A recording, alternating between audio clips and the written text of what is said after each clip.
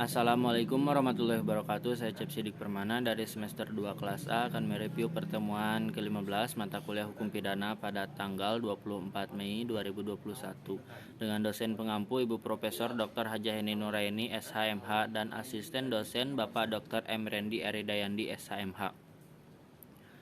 Materi pada pertemuan terakhir ini yaitu membahas mengenai bab 7 tentang alasan penghapus pidana.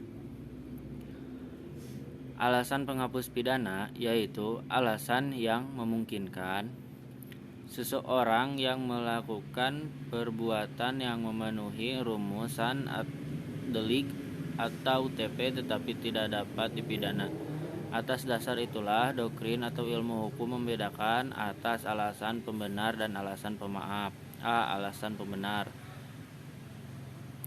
Alasan pembenar yaitu alasan yang meniadakan sifat melawan hukum dari perbuatan sehingga menjadi perbuatan yang dibenarkan. Alasan pembenar dibagi dalam alasan pembenar umum, alasan pembenar khusus, dan alasan pembenar di luar undang-undang. B. Alasan pemaaf.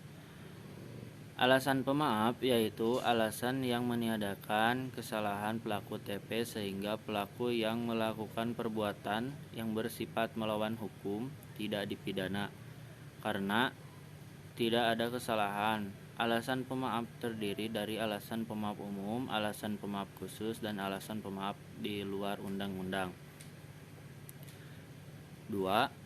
Yang daya paksa diatur dalam pasal 48 KUHP tetapi tidak memberikan pengertian karena itu harus dicari dalam MPT yang menjelaskan bahwa daya paksa adalah setiap kekuatan, setiap paksaan, setiap tekanan yang tidak dapat ditahan. Dalam doktrin daya paksa dibedakan dalam yang pertama ada daya paksa absolut, yaitu daya paksa yang sama sekali tidak dapat ditahan baik secara fisik maupun psikis.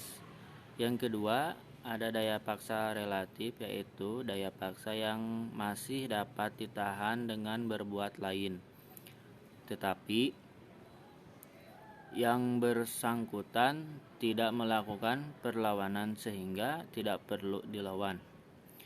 3. Bela paksa. Bela paksa dalam pasal 49 ayat 1 KUHP yang disebut alasan penghapus atau peniadaan pidana syarat-syaratnya. 1. Perbuatan harus dipaksa dilakukan untuk pembelaan yang sangat perlu karena tidak ada jalan lain. 2. Perbuatan tersebut dilakukan karena ada serangan yang sekonyong-konyong mendadak dan seketika itu juga. 3. Pembelaan itu hanya dapat dilakukan untuk kepentingan hukum yang ditentukan secara imitatif, yaitu diri sendiri atau orang lain, kehormatan atau kesusilaan sendiri atau orang lain, dan harta benda sendiri atau orang lain. 4. Yaitu membahas tentang melaksanakan ketentuan undang-undang. Melaksanakan ketentuan undang-undang diatur dalam pasal 50 KUHP. Syarat melaksanakan perintah undang-undang yaitu harus ada perbuatan melaksanakan undang-undang untuk kepentingan umum. Perbuatan tidak terbatas pada perintah undang-undang saja, tetapi juga atas wewenang yang diberikan undang-undang.